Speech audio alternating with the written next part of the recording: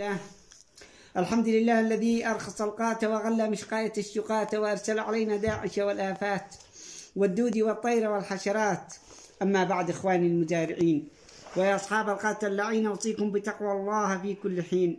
فهذه السنة معجونة عجين، أسبوع مقرانة وأسبوع مخلع، والسحاب بالنار تغرب وبالليل تطلع، والسوق شهر مطروح وأسبوع يولع، وأيام الحظاء الفرجوم يبدي ويرجع، وأيام البوارى يسفح ويدلع.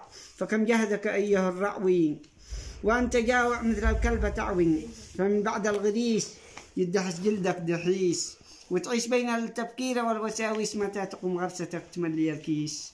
وما تقوم غرستك إلا وقد جوعك أنت وأسرتك، ونحلت جفرتك وهجنت مرتك. كم يا سمام كم يا طعيم كم يا تراء وكم يا جحيم. بعد ما كنت عايش براحة والنعيم، تتحول عيشتك للجحيم.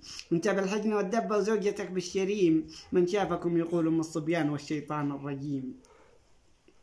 تعدم ببيتك كل الحاجات وانت تضارب الدمال والسمادات، تحرم نفسك من الأشياء المفيدات وتجمع قد ديزل والمبيدات، حتى إذا قامت جربتك وبدأت تستعيد قوتك وحصلقاتك وقالوا جاء الحظاء، جاءوك أصحاب السلف والدين يشتروا القضاء. وفجأة تطلع السحابة والغيوم ويقبل الضيق والهموم، وتطوف بالجرب مثل الحموم، لا تهنا تأكل ولا تهنا تنوم. بالليل حارس من السرق وبالنار شغل لما تتصبب عرق، فيجيك المصلح أكبر مولع ويجيك المقوت أكبر مطلع، فيبايعونك بالقليل ويبعدون سب تحليله.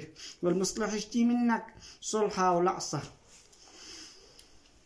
يضحكوا لك ويرقصوا لك بالرقصة، تبيع وتروح فرحان سعيد، واليوم الثاني يجيك المقوت مكس يشتي بعيد. فتبيع الجمامة والقطل بحق الماء وبيتك عطل. كفاني الله وإياكم شر البوار، وجنبنا سحاب الليل وريح النهار، ونجانا من ضياع الفرجوم والصمار. آمين. اللهم خارجنا من الغلاء والحرايب، آمين. واصرف عنا الغفران والسحايب، ونكل بأصحاب الاستيفاء والضرائب، وسهل لنا الرزق من كل جانب، وزيد يا رب البرد والضريب، واجعل السوق نارة لهيب، إنك أنت القريب المجيب. أقول قولي هذا واستغفر الله لي ولكم إنه هو الغفور الرحيم.